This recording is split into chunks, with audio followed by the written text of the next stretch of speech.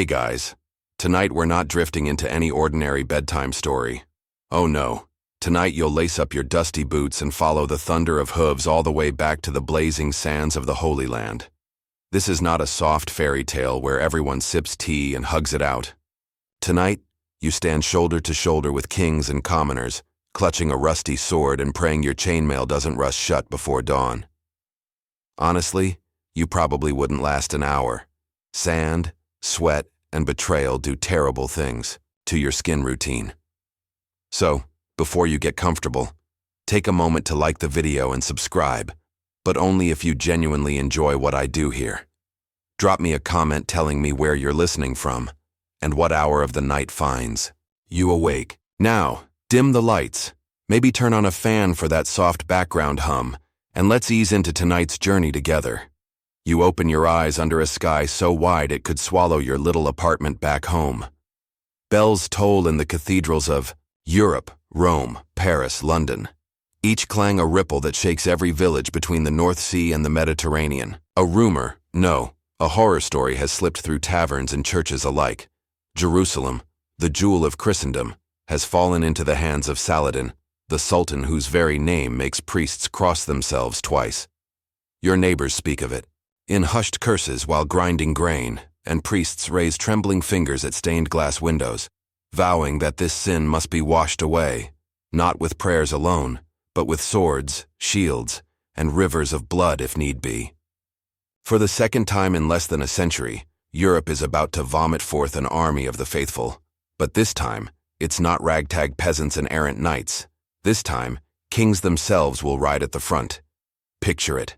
A sweaty peasant in Normandy whispers to his ox that King Richard the Lionheart, mind you, will lead men so brave even hell must quake. Far away in France, King Philippe Augustus paces his marble halls, checking maps and letters, weighing who will betray him first, the enemy outside or the so-called allies inside.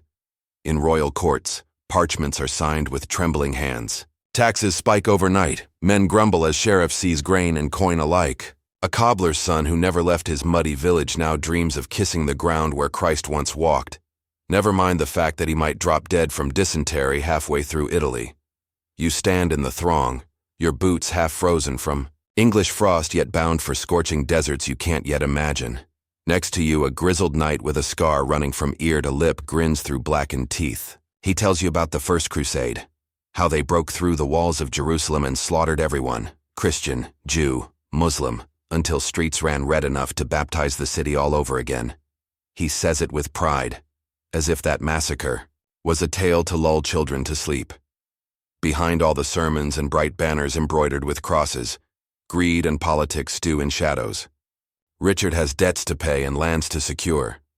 Philippe Augustus eyes the English crown like a hungry hawk, and somewhere far away, the Pope watches, fingers interlaced, calculating how many souls he can shepherd to glory, or to rot, through this grand theater of blood. You push through a market where merchants peddle holy relics, a rib of some saint, probably a goat bone, a splinter of the true cross, though suspiciously it looks like an old floorboard. You don't care. You buy a trinket, kiss it and tie it around your neck. If faith alone could stop an arrow, you'd be invincible by now. Even the sea seems to whisper rumors. Ports from Genoa to Venice bustle with shipwrights hammering hulls strong enough to carry war horses and siege towers. Some towns smell of salt, pitch, and spilled beer, a deadly brew that promises many sailors won't see their homes again.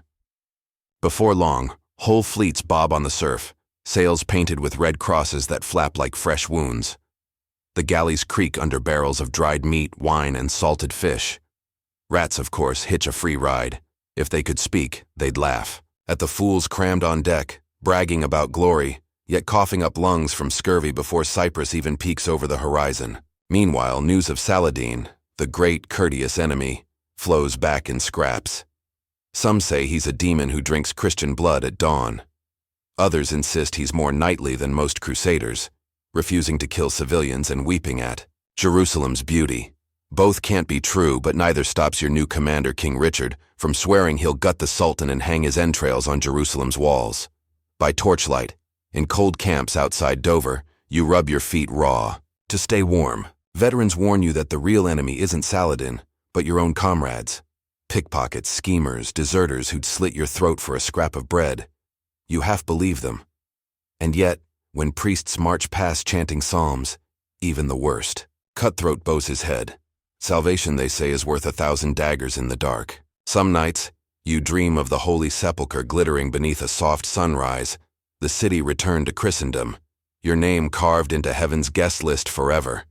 Other nights, the dreams twist into fevered visions of burning walls, dying, horses and flies thick as smoke. You don't tell anyone about those dreams. You clutch your relic, close your eyes, and mutter to God that you'll die for him if he asks nicely. Meanwhile, back home, your mother lights a candle and whispers your name to saints who never answer. Your village sweetheart marries someone else. Your lord back in the manor pockets the taxes you paid for your armor. The world keeps turning, indifferent to whether you return a hero or bones in the sand.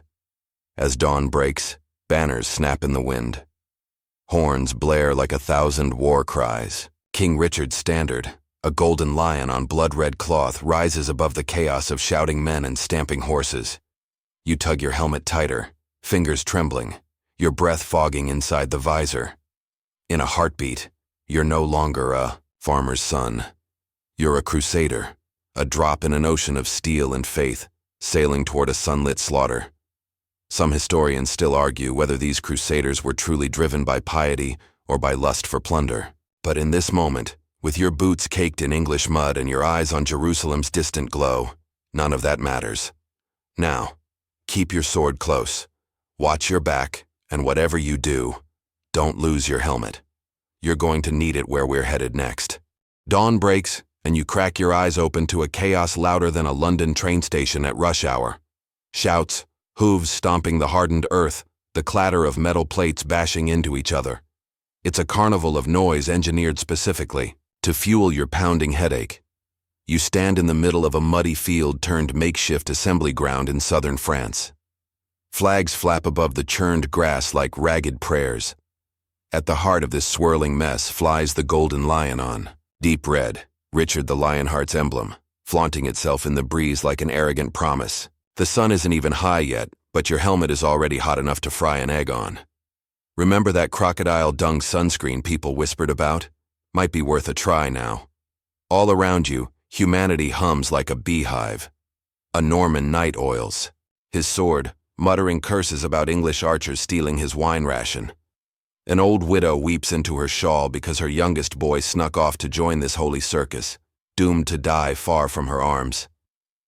Tents, patched together with canvas and hope, pack men from France, England, Flanders tighter than sardines.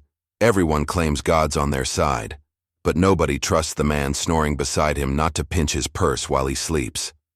In the center of it all stands Richard Plantagenet, the young king they say men fear more than hunger. His red cloak, trimmed with fur worth more than your entire lifetime, snaps dramatically behind him. Beneath his boots, a servant rolls out maps, the walls of Acre, the sun-bleached stones of Jerusalem, the coastal roads hugging the glittering Mediterranean. To Richard, it's all a chessboard he plans to win. Not far away, Philippe Augustus, King of France, grips a silver goblet but watches Richard instead of the wine. Once sworn, blood brothers, kings by pact, allies by necessity, now every nod and grin they exchange is a blade hidden behind polite Latin. Some whisper, Philippe burns with envy for Richard's legend. Others insist Richard sneers at Philippe's cautious heart. Historians still argue whether this royal grudge doomed the crusade before a single Saracen arrow flew. But right now, no one here cares for academic debates. You shuffle sideways to avoid a lumbering ox cart stacked high with freshly forged armor. The blacksmiths bellow like fishmongers, threatening to snap each other's necks over unpaid bills. A handful of Flemish mercenaries lean on their spears, laughing at a trembling Welsh lad, barely out of childhood, wrestling with chainmail that weighs more than he does. They clap him on the back. May God help you, boy. This tin shirt won't stop you from drowning in your own sweat. By nightfall, you retreat under a gnarled old oak, hoping to catch some sleep amid the racket of a soldier's camp.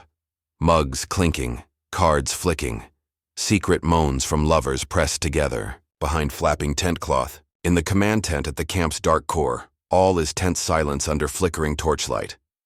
Inside, Richard and Philippe trade words like unsheathed daggers. "How do we divide command?" Philippe growls, crushing the goblet in his hand, as if he could crush Richard's skull the same way. "I lead the cavalry, you guard the baggage train. Or run home to Paris in your mother's milk," Richard snaps back, baring his teeth in a grin so cold it could freeze a Norman winter. They say Richard once gutted a servant for accidentally calling him prince instead of king. He trusts no soul alive, except maybe his own monstrous sword, which he lovingly named Excalibur. Though Merlin would probably throw up if he saw how Richard swung it through human rib cages. Outside, the king's bodyguards whisper, "Think they'll kill each other before they kill a single Saracen?" It's a question you overhear often, even while hiding in the shadows, clutching a stale hunk of bread like it's the Holy Grail. Everyone wants gold, fame, sainthood. But if Richard and Philippe tear each other apart, this army will scatter like dry leaves in a gale. Morning arrives. The sun crawls over a sea of tents and hope. Improvised church bells, a hollow wine barrel strung with an iron clapper, clang out a call to prayer. Hundreds of soldiers shuffle into ragged lines, murmuring Latin blessings for safe passage. A balding priest rubs ash on each forehead and whispers, "Go, and God shall shield you." You look at his shiny scalp and think, God better shield you too, old man. No one's surviving this mess in one piece. Ships creak impatiently at the harbor, sails snapping like war banners in the salt wind. Crates of oil, barley, salted pork, and spears stack into mountains taller than the deckhands. Horses whinny, stamping hooves, rattling their bridles. One spark, and the whole pier will blow like a powder keg.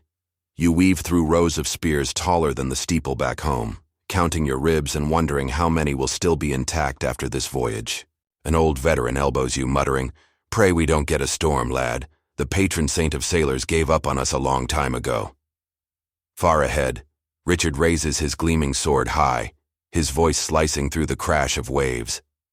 "Brothers, swear by the cross, whoever flees I'll hack off your head myself and send your skull home as my wine cup." The crowd howls back like starving wolves. You grip your blunt sword hilt, mouth dry, heart pounding, equal parts terror and something shamefully close to excitement. Historians still argue if this courage was naive or suicidal. But standing here, pressed among sweating bodies reeking of fear and ambition, you can't find doubt in yourself. The moment this ship drifts from shore, your fate is shackled too. The grand gamble of kings. And when the horn blares to raise the anchor, a deep, mournful note that could wake the very sea devils, you know tonight's uneasy sleep will be the last peaceful dream you'll have before the ocean.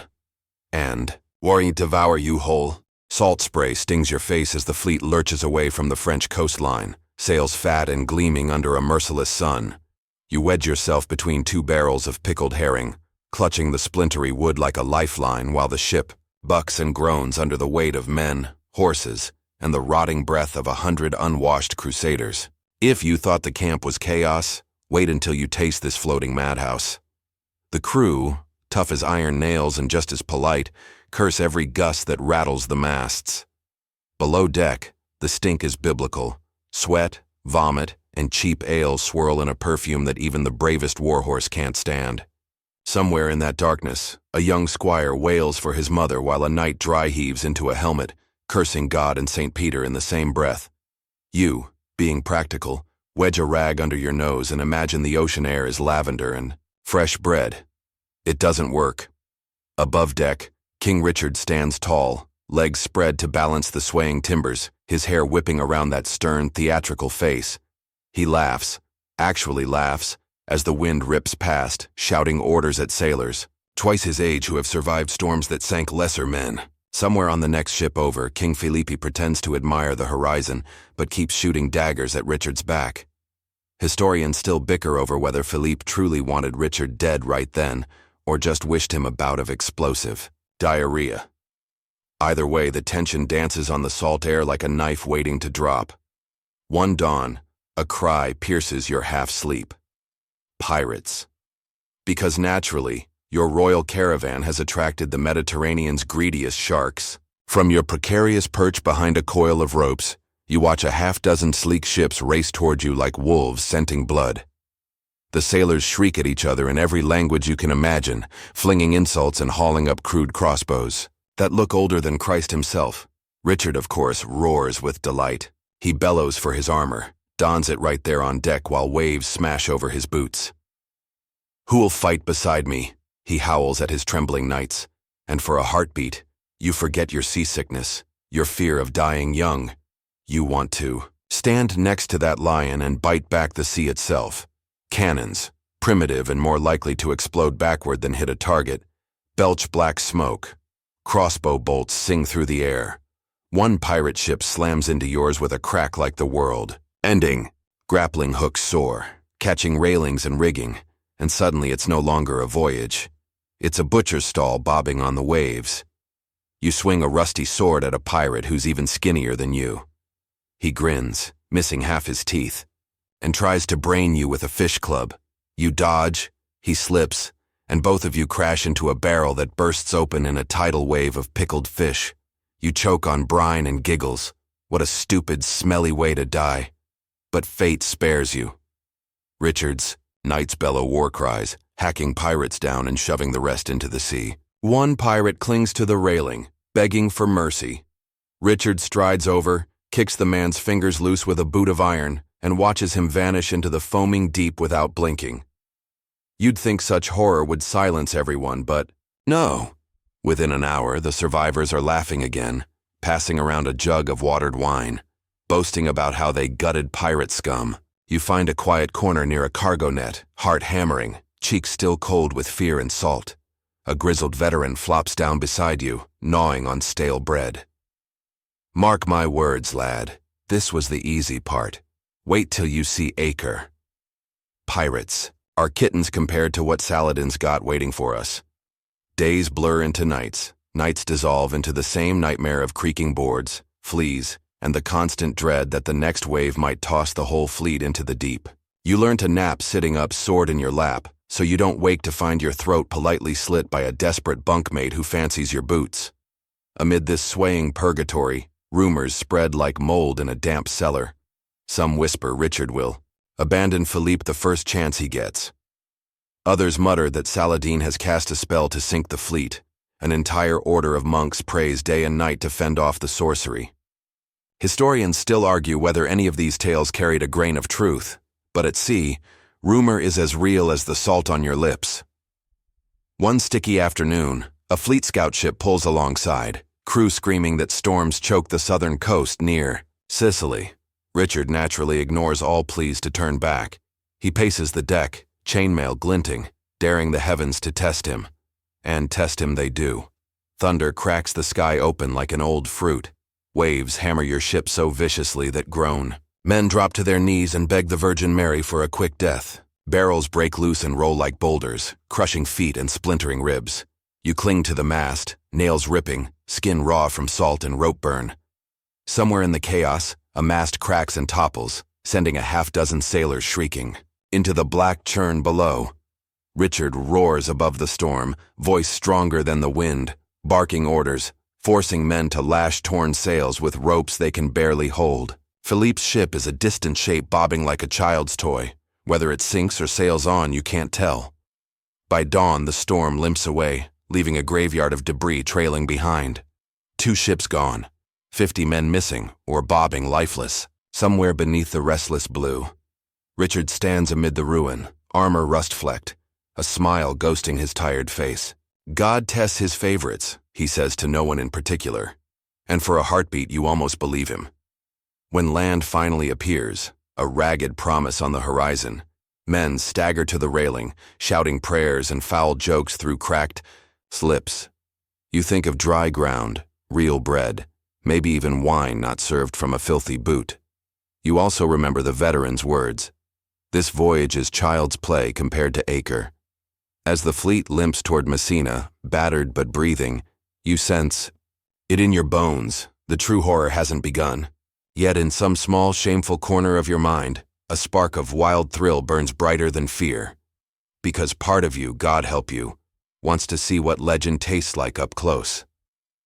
One last gull cries overhead, circling the masts like a mocking ghost. You spit over the railing and whisper to the sea, "Save your worst for later. I'm not done yet." Messina greets you not with a fanfare, but with the smell of fish guts and the grumbling curses of locals who've seen more Crusaders pass through than they care to remember. You step off the creaking gangplank onto Sicilian soil, knees wobbling, ears still echoing with the sea's roar. The ground feels suspiciously like it might start swaying again any second. Welcome to the next ring of this holy circus, the port that Richard and Philippe choose as their personal chessboard for a fresh round of royal posturing. Before you even find a crumb of bread, you notice the banners. The golden lion for England, the lilies for France, and the local Norman Sicilian coat of arms fluttering uneasily between them, like a small sibling trapped between brawling giants. You follow the smell of stewed goat to the main square, where half the army has decided to wash off weeks of ocean filth in the town fountains.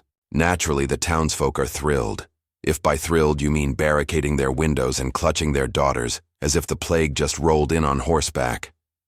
Within hours, the tension that's been simmering between Richard and Philippe on the sea bubbles into open insults here on dry land.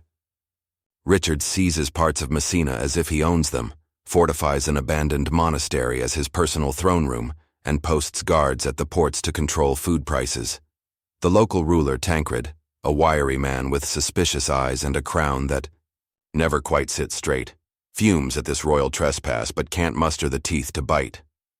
You overhear a toothless Sicilian mutter, "Better the Lionheart than the Greeks, at least he doesn't tax the dead." Historians still squabble over whether Richard's bullying here was tactical genius or royal arrogance gone unchecked. Meanwhile, your camp transforms the city outskirts into a carnival of iron and gossip.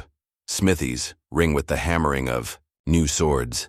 Priests scold soldiers for gambling away family heirlooms over dice and painted cards. At night, the streets crawl with every vice you can imagine, and a few you wish you couldn't. You stumble past a cluster of knights staggering drunk, one bragging he once saw Richard kill a bear with his bare hands. You suspect he's lying. Probably, yet amid all the vice, preparations grind on relentlessly. Every spare coin buys barley, salted pork, arrows, and replacement boots for feet blistered raw. Squads drill in the fields at dawn, clang of steel echoing across the hills. You wipe sweat from your brow and try to mimic your sergeant's barked orders, though your spear still feels about as balanced as a broomstick. Then, just when you think you might finally get a moment to breathe, the politics brew a fresh storm. Some of Richard's men start brawls in Messina's alleys, stealing from merchants or simply swinging fists because they can. Tancred's patience snaps. Half his garrison moves to blockade the English quarter. Philippe wisely stays mostly indoors, watching the chaos unfold through shuttered windows, likely praying it'll weaken Richard enough for him to swoop in and play peacemaker. Of course, peacemaking is not Richard's style. One morning, you're jolted awake by drums and shouting.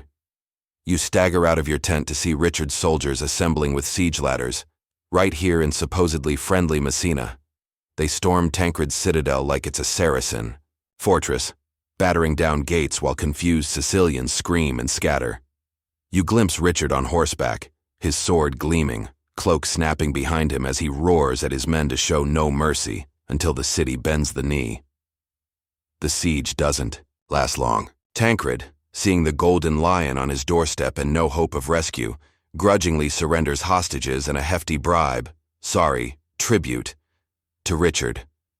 Messina stays bruised but unconquered, its merchants forced to grin through broken teeth and swear loyalty until the lion sails away.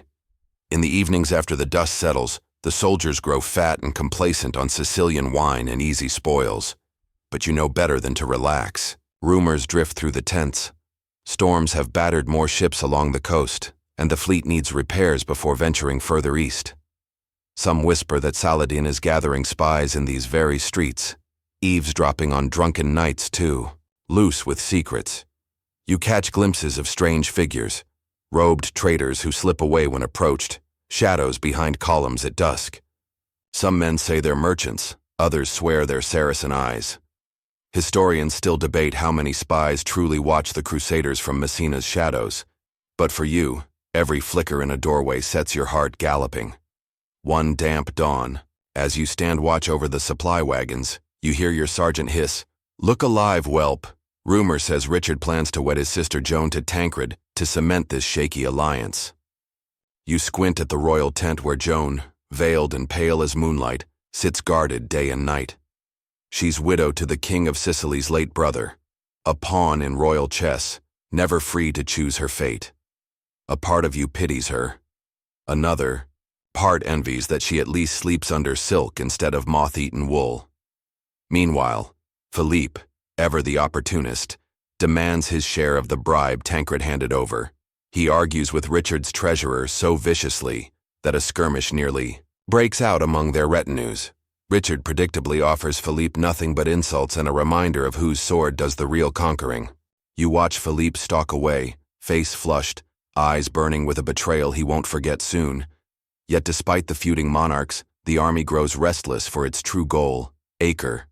Songs about Jerusalem drift from fire pits at night, half prayer, half boast. You lie awake, cloak pulled tight against the night chill, listening to a Norman veteran tell anyone who'll listen that Saladin's archers can shoot a man through the eye slit at 200 paces. You wish he'd shut up, but fear keeps you quiet. Finally, after weeks of bribes, grudges, and diplomatic fistfights disguised as feasts, word spreads. The fleet sails at dawn. You pack your pitiful bundle, a dented helmet, a prayer token your mother kissed into your palm, and that same blunt sword that's more rust than steel. As the camp stirs like a giant roused from drunken slumber, you steal one last glance at Messina's sun-bleached walls.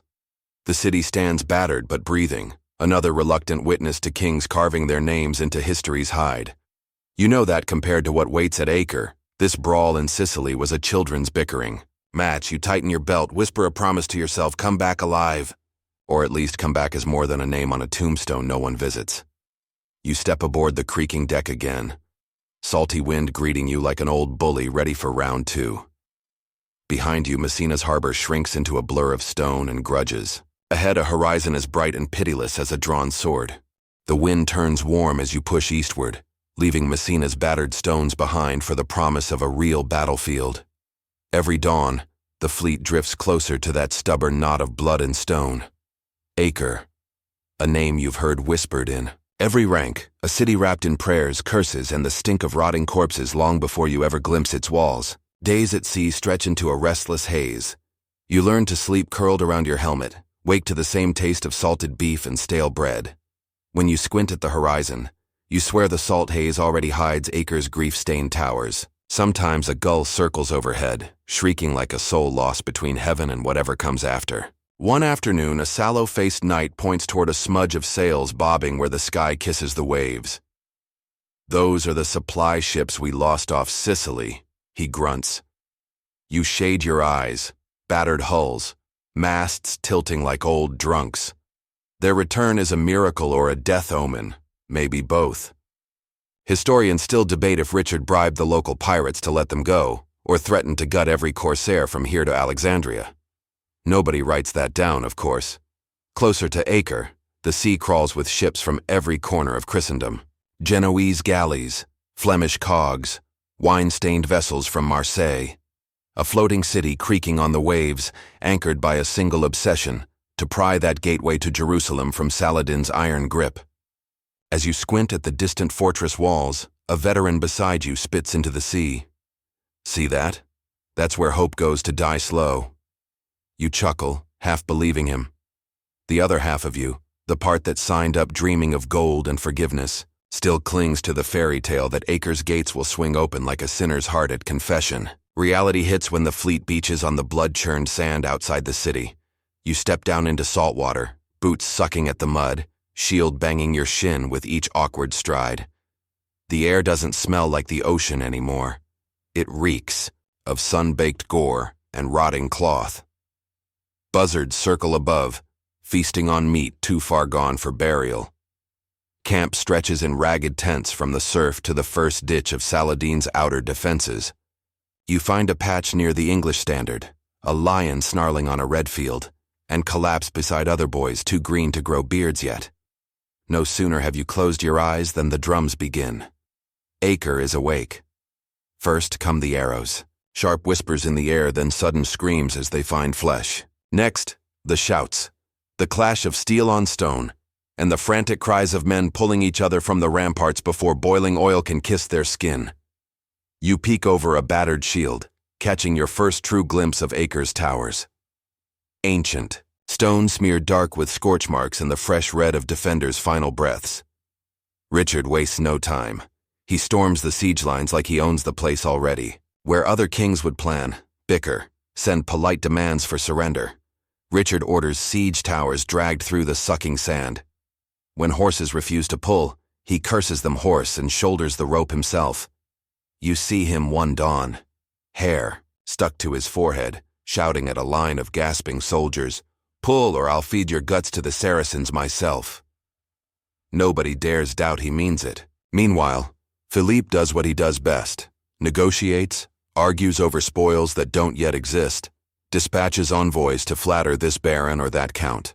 His tent is always heavy with the smell of wine and ink. Some say he sends secret letters to Saladin's men, probing for a quiet truce behind Richard's back. Historians still bicker about it. Treason or cunning diplomacy? To you, stuck in a muddy trench, it makes no difference. Arrows don't care whose king you favor. One night, a rumor crawls through the ranks like a plague. Saladin has sent fresh reinforcements.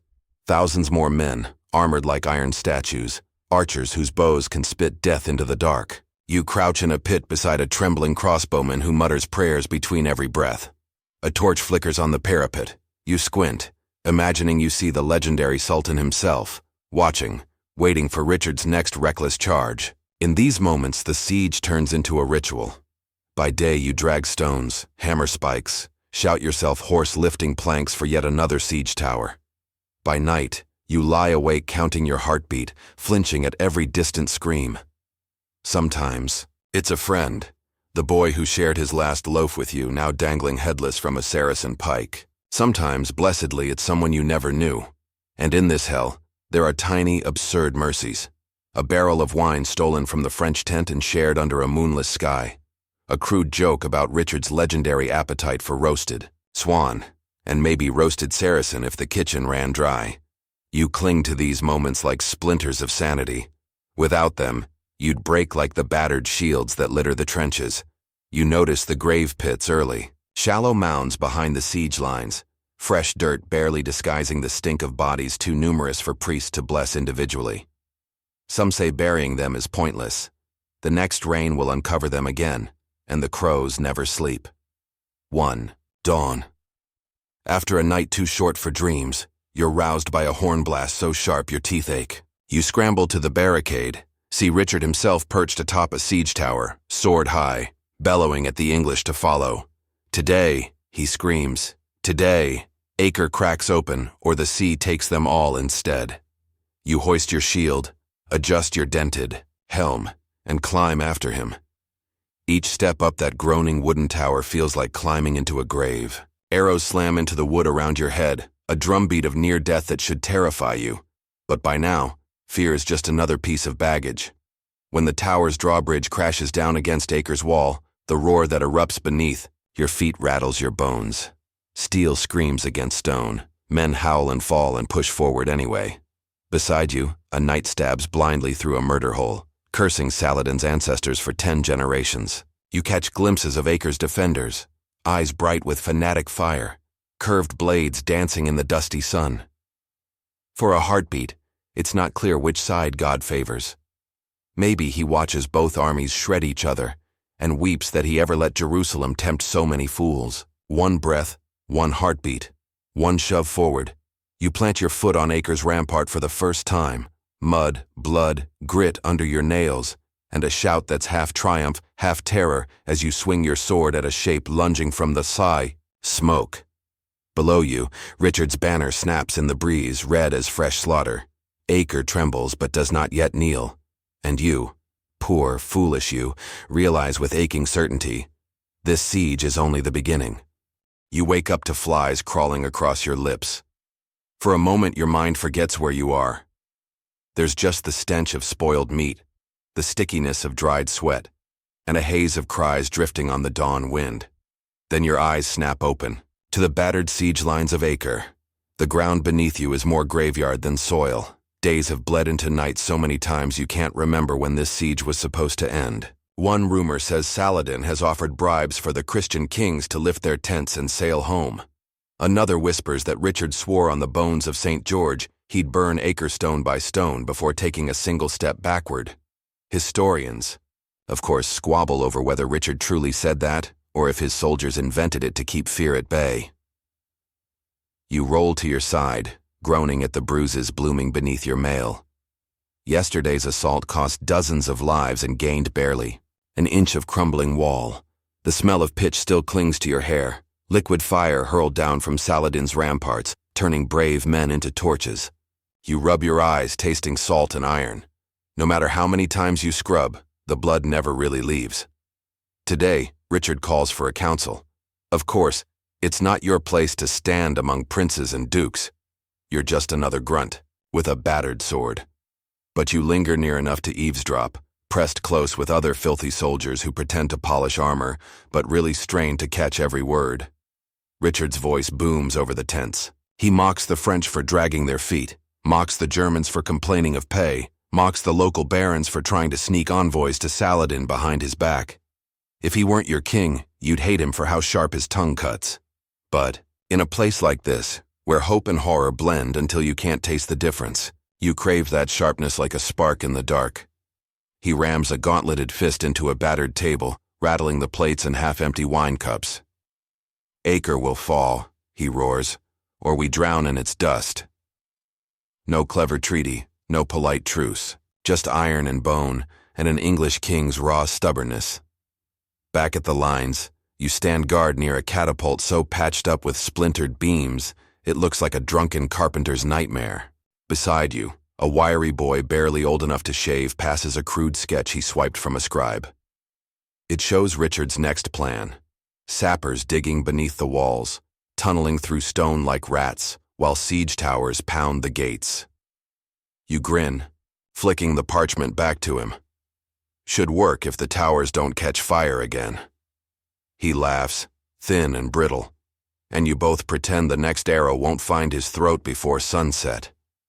When the next assault begins, it doesn't feel like an army so much as a living storm. You hear the drums first, a low pulse rolling through the air. Then the towers inch forward on wheels groaning under their weight. Men heave ropes, curse their ancestors, slip in the mud and rise again. The catapults hurl stones the size of oxen's heads. Every thud against Acre's walls rattles your ribs as if someone pounds your chest from within. Above you, defenders lean over parapets, pouring oil and Greek fire onto the climbing towers. Sparks dance across wet wood. A single flame could turn months of work into ashes in minutes.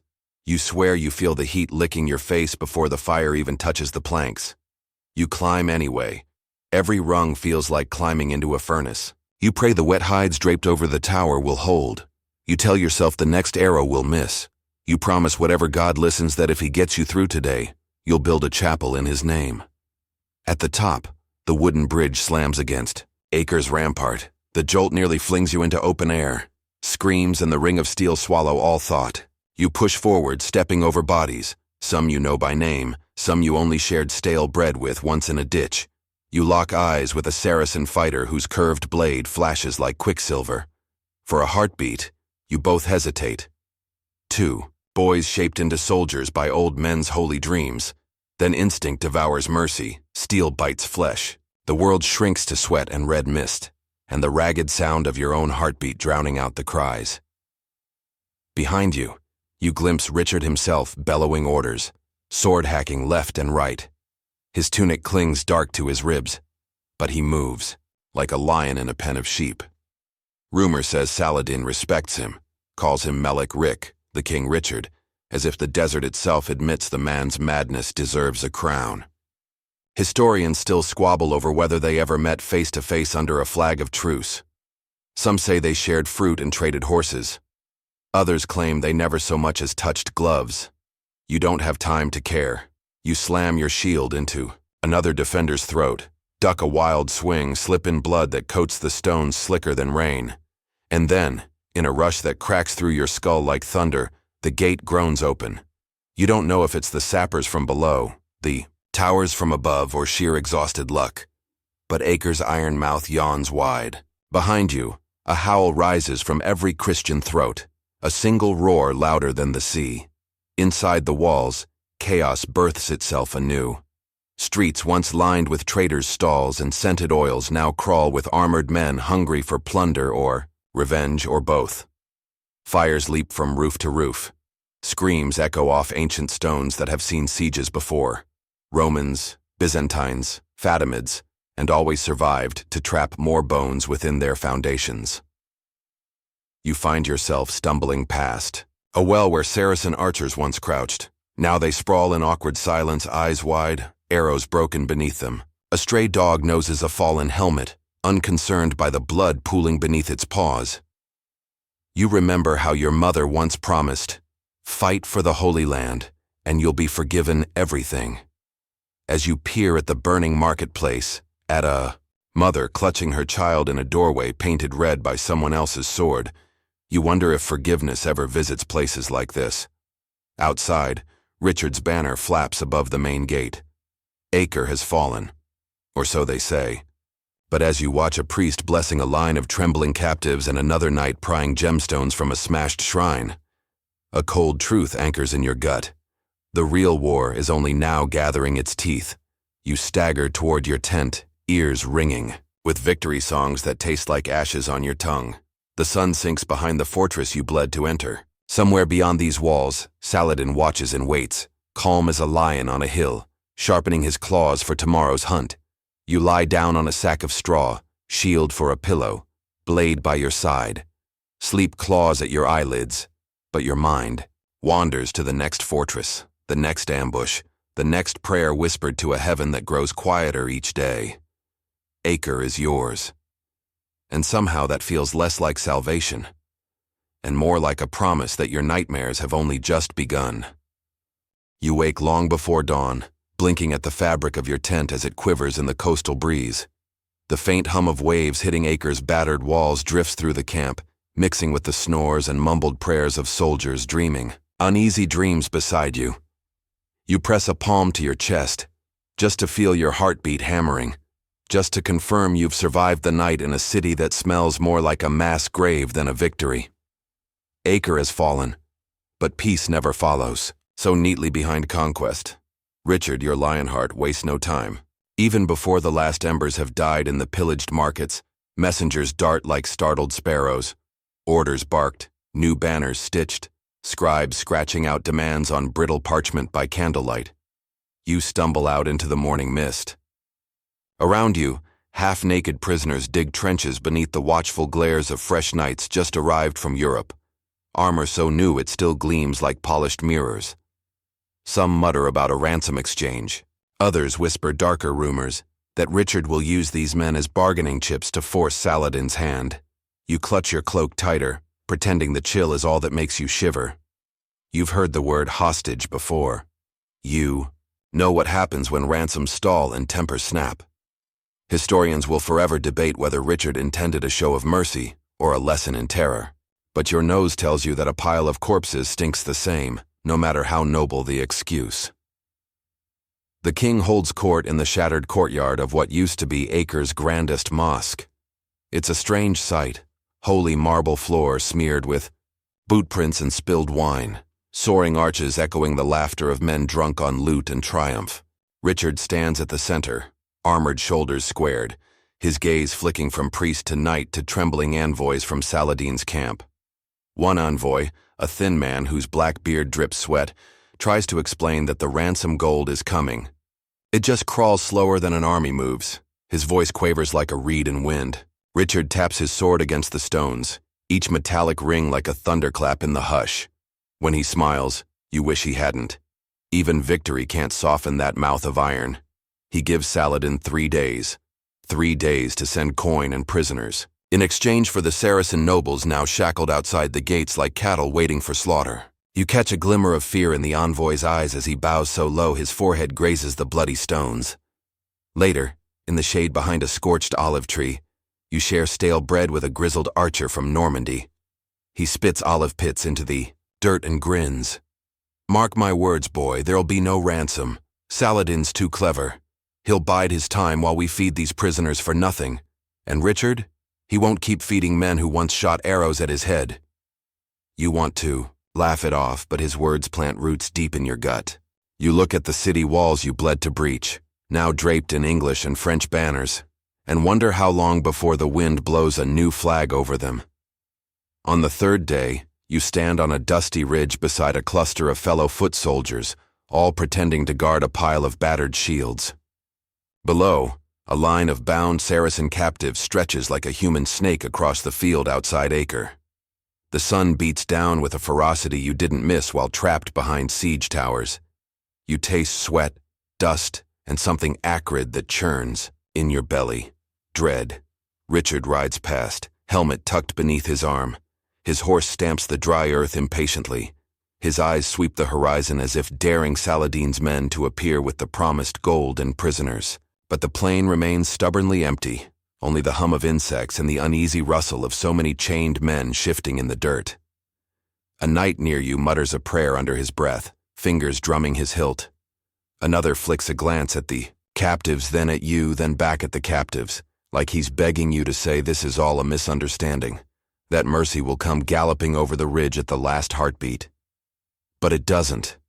Richard raises his sword, a sharp gesture, a barked command, and then the air cracks open with a sound you'll remember long after your bones rot in some foreign ditch, the ragged, desperate screams of men who thought they'd be ransomed, not reaped. You stand frozen, sword at your side, as your brothers in arms step forward, methodical, grim, eyes fixed anywhere but the faces before them. Blades rise and fall. A man pleads in words you don't know but understand anyway. Another tries to run, shackles clanking until an arrow drops him mid-scream. Blood sprays across your boots. You feel it seep through worn leather, warm as spilled broth. Someone gags behind you. Someone else hums a hymn too soft to drown out the wet, horrible rhythm of steel and flesh. When it's over, the sun is still blazing, and the field is quieter than you think death ought to be. Richard wipes his blade on a Saracen banner and says nothing to the men who watch him. Some with awe, some with a flicker of revulsion they'll never voice aloud.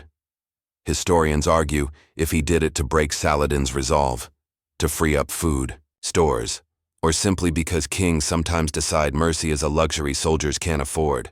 You just stand there, staring at a single blood-soaked turban caught on a thorn bush, fluttering like a ghost in the salt wind. Back in the camp, no one speaks of it directly. They drink, they laugh too loud, they toast the mighty Lionheart, and swear Acre was just the start. But when you wash your boots that night, scrubbing it seams sticky with something too red to name, your fingers shake. You lie on your thin blanket, eyes wide in the darkness, the songs of victory muffled by the memory of silence. On that field, you tell yourself Saladin must surely quake in fear now, that this slaughter will force him to his knees. But a mean voice in your head whispers that he's a patient man, and that the real price of today's mercy will be paid not in coin, but in more graves dug along every mile between Acre and Jerusalem. Sleep does not come easy. It rustles at the edge of your mind but never settles. Outside, the sea sighs against the battered port walls, carrying with it 1,000 secrets, some too old to change, others waiting just beyond the next hill where Richard rides. Blind, with triumph, and Saladin waits, calm as the desert stars. Tomorrow you'll march again. Tonight you lie still, wondering how much of you remains unburied in Acre's soil. You wake to the metallic groan of armor being strapped on by candlelight. Around you, men dress in the half-dark like ghosts slipping into steel skins. Each buckle and clink a reminder that peace is not your companion tonight, nor tomorrow, nor the day after that. You rub your eyes, taste iron on your tongue, and swing your legs over the damp straw. Somewhere out there, beyond the tattered flap of your tent, Richard is already awake, plotting Jerusalem's fall while the rest of the world still dreams of warm hearths and gentle rain. Acre is behind you now. What remains of its walls watches you leave, battered but free of the prisoners whose blood soaked its stones. Richard's knights say that was a necessary purge. You have learned not to argue when they say necessary. You simply adjust the strap on your shield and keep walking south under a sun that doesn't forgive fools or crusaders alike. The army snakes down the coastal road, a living thing of rusted helmets, plodding oxen, banners flapping like torn prayers. In front, the heavy cavalry tramples any thorn bush that dares stand in their way. Behind, cooks and whores and scribes grumble over mule carts stuck in the sand. You march somewhere in the middle, shoes worn through, your nose sunburned, your stomach suspicious of the salted pork you traded for half a cup of wine. Every now and then, you glimpse the sea, a slash of blue too bright to belong in this tale of dirt and blisters. The Mediterranean teases you with the idea that you could just walk west, slip into its depths, and float away from Richard's holy obsession and Saladin's patient chess game. You don't, of course. You keep your place in the column, shoulder to shoulder with men who smell like regret and rotting leather. At night, the camp flickers alive, fires dotting the sand like embers in a giant's ashtray. You lie awake, watching sparks drift into the black. Near you, an old veteran with more scars than teeth wheezes out tales of the Second Crusade. How they too had once dreamed of Jerusalem. How they too had seen it slip through bloodied fingers. He chuckles, coughs, and mutters something about the Turk stealing his best horse. You suspect he says this every night, and you suspect it comforts him more than prayer. Sleep, when it comes, is thin and mean. You dream of walls, so many walls, rising from the desert floor like fangs. When you blink awake, your hands reach for your sword before your mind can remember why. The road grows crueler by the mile. Heat slams down each noon like an anvil on your shoulders. Waterskins leak or vanish, stolen by deserters who flee east hoping Saladin's men will treat them better than Richard's do. Spoiler, they rarely do. Scorpions slip into boots left unattended. You learn this lesson once and never again. Richard rides up and down the marching column, his lion-shaped helmet sometimes off so you can see the glint in his eyes, the way a man looks when convinced God scribbles in his personal diary every evening. You hear the nobles whisper behind tent walls. He pushes too fast, risks the supply lines, ignores warnings that Saladin's scouts shadow them like vultures riding the thermals. But you know the truth. The Lionheart doesn't fear ambush. He fears hesitation more. One evening near Arsuf, you and a handful of archers rest by a stagnant stream pretending to be a river. The horses drink first. They always do. You scoop what's left into your cracked cup, grit your teeth at the taste, and hope you don't spend tomorrow hunched behind a bush cursing the water gods. That night, the desert wind changes. Drums, faint but sure, beat out from the dunes, like a giant's heartbeat. You feel it in your ribs before you hear it in your ears.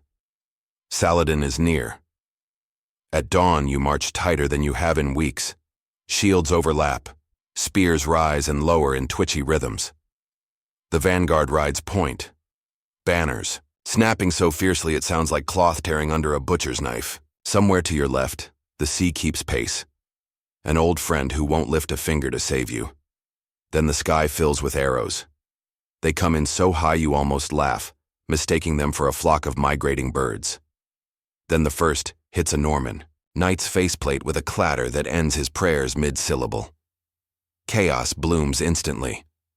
Horses rear. Oxen break their ropes. Shouting erupts. And suddenly you remember how much you hate the sound of arrows sighing past your ear. Richard's commands cut through the din. Form ranks. Hold shields high. Wait for the signal. You do as ordered, knees locked, breath burning in your throat. Saladin's cavalry rides circles around your flanks, teasing you, harassing the pack animals, pelting the rear guard with arrows. That seemed never to run out. This is the test. The same test every Roman legion knew well. Break formation, and you're meat. Stay tight, and you might see another sunrise. You lock eyes with a crossbowman beside you, and in that shared terror you find a sliver of calm. He jokes that when this is over, he's marrying a baker's daughter in Tours. You nod and swear. You'll drink at that wedding if you live. Neither of you believes it, but it helps to pretend. Hours pass in sweat and sand and hoarse screams.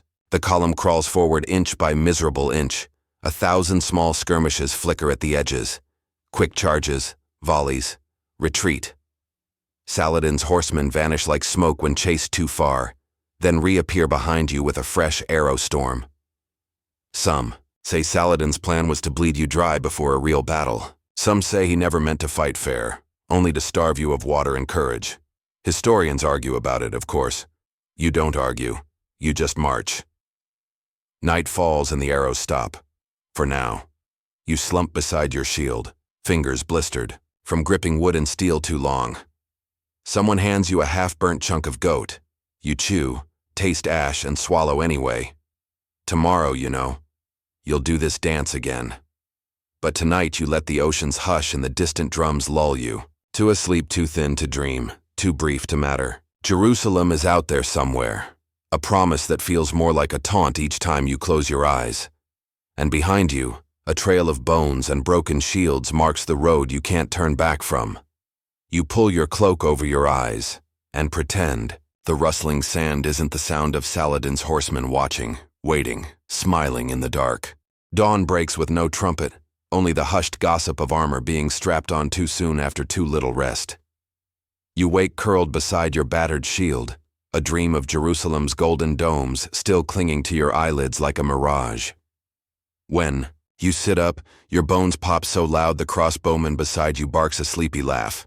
The same man who swore he'd marry a baker's daughter if he lived. You'd both laugh again if your mouths weren't so dry. Today is not like the skirmishes before. Today the dunes seem to lean closer, like a restless crowd eager to watch. The salt air tastes sharp, the sea hugging your left flank, your last loyal sentinel. And ahead, just beyond the ridges dusted in drifting sand, you feel Saladin's eyes, an entire empire of eyes, waiting to pull your guts from your armor and feed them to the hawks overhead. Richard knows it too. He rides the lines at first light, voice calm, blade tapping shields like a conductor's baton. Stay tight, stay steady, stay alive. He doesn't shout heroics. He talks like a father trying to keep his sons from burning the house down, while he's out hunting lions. You glance back.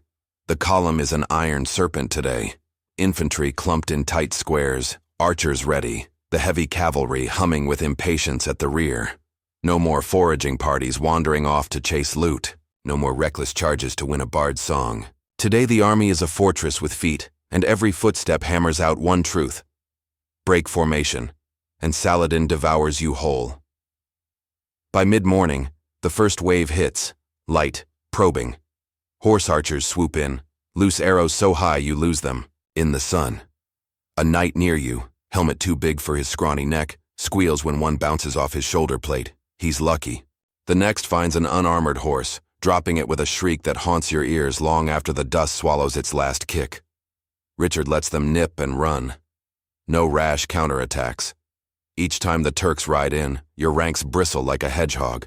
Shields up, spears ready, arrows fired in disciplined volleys that scatter the enemy just enough to keep you moving, step by bloody step. You catch your own breath in ragged sips and dare to hope you might just survive the day if your legs hold out longer than Saladin's patience. But Saladin is no fool. By high noon, the nipping ends and the biting begins. A sudden trumpet, the real kind, brass and harsh, splits the air. From the dunes pours a tide of cavalry, armored lancers thundering so close the earth dances under your feet. Your shield rattles in your fist as the front lines brace for impact, and then it's chaos. Horses scream, men scream louder. Spears snap, swords spark, blood turns the sand to dark syrup. You stab at shapes you don't recognize. Someone's banner falls across your shoulder, you fling it aside like a wet blanket. Beside you, the crossbowman who once laughed about a baker's daughter crumples with a bolt in his throat. No wedding feast for him after all. You can't tell where Richard is. You only know his roars carry over the clash, barking orders to tighten ranks, wheel left, push back. Some say later he fought like 10 men that day, cutting through Turkish horsemen as if he'd personally sworn to scold Saladin at sunset. Historians still argue whether he saved the entire column by sheer madness or sheer genius. You know better than to pick a side when your ears are ringing from arrows. At some point, minutes, hours. Time drips like honey on days like this. The cavalry surges forward. Not just any knights now. The mounted iron fists. The ones who dream of tournaments, but practice war. They slam into Saladin's flank with a cry so guttural, it's more beast than man. The line buckles, then the tide shifts. You taste victory in the air, sour and tinged with blood, but victory never comes cheap. When the dust settles, you stagger among bodies sprawled like discarded rag dolls. Dead horses twitch, swords glint half buried in sand, already reclaiming the battlefield. Some men cheer, others just drop to their knees and press foreheads to the grit, offering thanks they don't choke on before dusk. A few paces away, Richard sits his horse, helmet off. His hair drips sweat. His eyes flicker with a fever that no victory quenches for long. He talks low with his commanders, names you barely remember because none of them hold your fate like his does. You catch a scrap of his voice. Jerusalem. Always Jerusalem. The camp that night is no celebration. It's a funeral pyre disguised as a bivouac. Fires burn low. Men huddle in pairs, stitching wounds they dare not show a priest. A surgeon works by torchlight, humming a hymn while he digs an arrowhead from a boy who lied about his age to join the fight. You pretend not to hear the wet pop when he succeeds. You eat dry bread, taste only salt, and your own exhaustion. Another archer mutters that Saladin pulled back not because he lost, but because he chose to let Richard think he won. He's testing us. Every mile closer to Jerusalem, he tightens the noose. Mark me. You nod because you've no breath left for arguments. Somewhere deep in the dunes, torchlights flicker. Saladin's watchmen as tireless as the desert itself. They know your every weakness now. Your thirst, your hunger, your bones cracking under iron and heat. And you know that tomorrow you'll rise again, drag your battered feet a few more miles and wonder if the holy city waits with salvation or just another grave. Before sleep, you clean your blade. It trembles in your fingers though your arm is steady. You whisper a promise to the crossbowman who never made it back. If you reach Jerusalem, you'll light a candle for him in every chapel you find. Then you laugh because you can't remember his name, only his dream of the baker's daughter who'll never hear his vow. The wind rustles the tent flaps, carrying a faint scent of salt and sand and far-off spice markets where people live, untouched by kings and crusades. You bury your head in your cloak, ignoring the stiff ache in your knees, and let your mind drift past the dunes, past the dead, past Richard's relentless roar. For a heartbeat, you imagine the holy city's towers, rising before you sun-kissed and pure. But in your gut you know that towers are just walls, and walls are just tombstones waiting for new names to carve. Sleep finds you in the end, shallow and restless, but sleep nonetheless. And somewhere outside, a sentry hums a tune so old, not even Saladin's cunning could kill it. The sea breathes beside him, whispering secrets the desert has no power to bury. You awaken before the sun, roused not by a trumpet, but by the sour taste of your own dreams. They cling to you, visions of a city that glows like heaven and reeks like a charnel house. You rub your eyes, only to find your hand still wrapped in a torn cloth, blood from yesterday's skirmish stiffening the linen into something closer to bark than bandage. But you're alive, and that's a miracle large enough for dawn. Richard's voice cuts the chill of morning. He stands among the men, helm under one arm, the other gesturing toward the eastern horizon where Jerusalem lies draped in a haze of holy promise and very real dread. He speaks of destiny, of walls that must fall, of crosses that must rise where crescent flags now dance. Some men cheer though their voices rasp like dry reeds. You don't bother pretending to shout. Your throat is a desert, your faith a stubborn mule refusing to die. You fall in line as the host crawls forward, the ground beneath you crunching with salt and old bones. The heat arrives early, smothering any thought of mercy. Waterskins grow, lighter than your prayers. Each mile gnaws at the soles of your feet until you start to envy the corpses scattered by the road. At least they don't limp or thirst or dream. Somewhere ahead, scouts return with news that the city's gates glimmer within reach. You expect relief. Instead, a cold stone drops into your belly. Saladin knows you are close. Too close. And unlike you, his men are not half mad with hunger.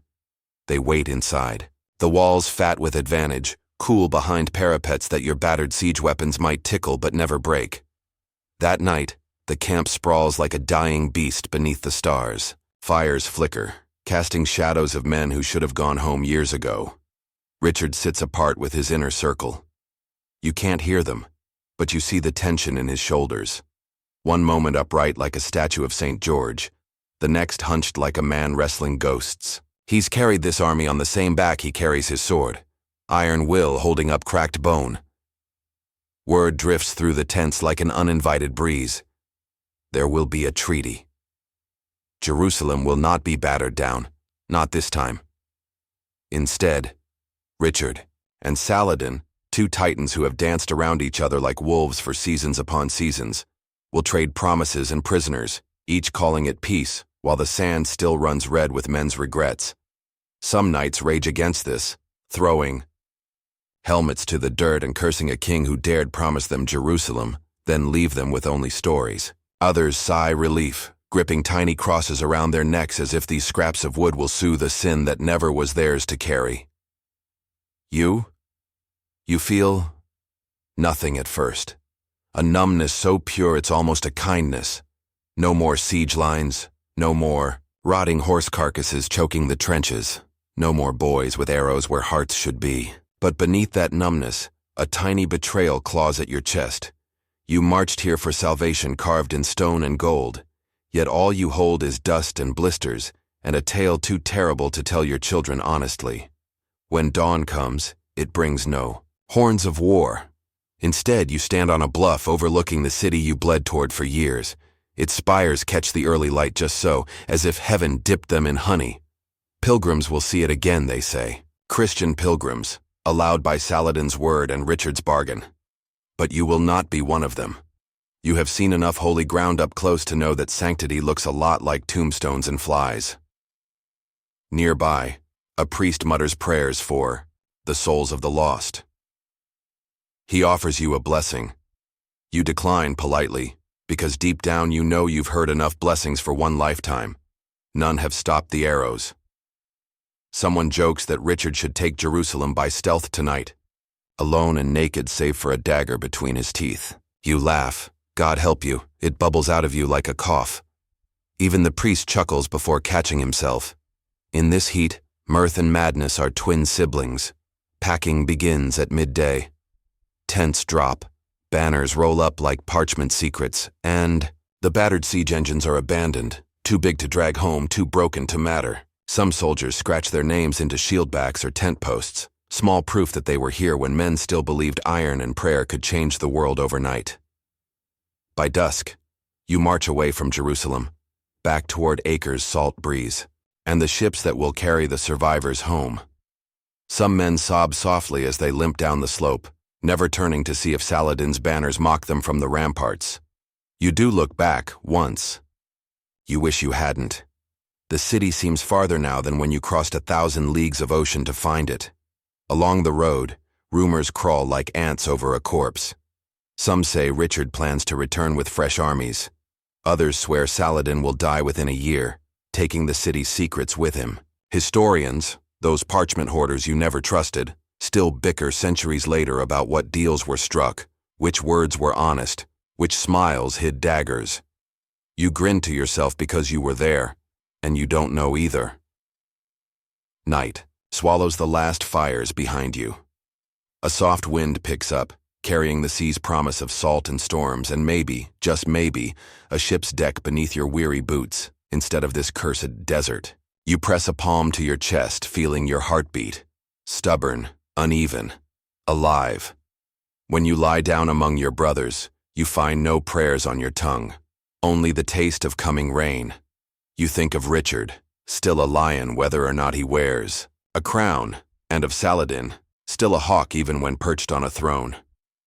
Two men who loved the same city in such different ways, they turned all of you into pawns on a board God himself surely flipped over in disgust. You do not know if you'll ever come back. You doubt you'd want to. But you will carry the dust of Jerusalem in your boots, the ringing clash of steel in your dreams, and the scent of salt and blood tangled in your hair long after your grandchildren beg for tales of your adventures. As sleep tiptoes in, soft and relentless, you let your eyelids close one final time upon the Holy Land's battered silhouette. The storm beyond the dunes hums a lullaby, gentler than any psalm. You breathe deep, a warrior once more. But tonight you are only a soul drifting home, and in that hush between one heartbeat and the next, you are free. End of script. Sweet dreams.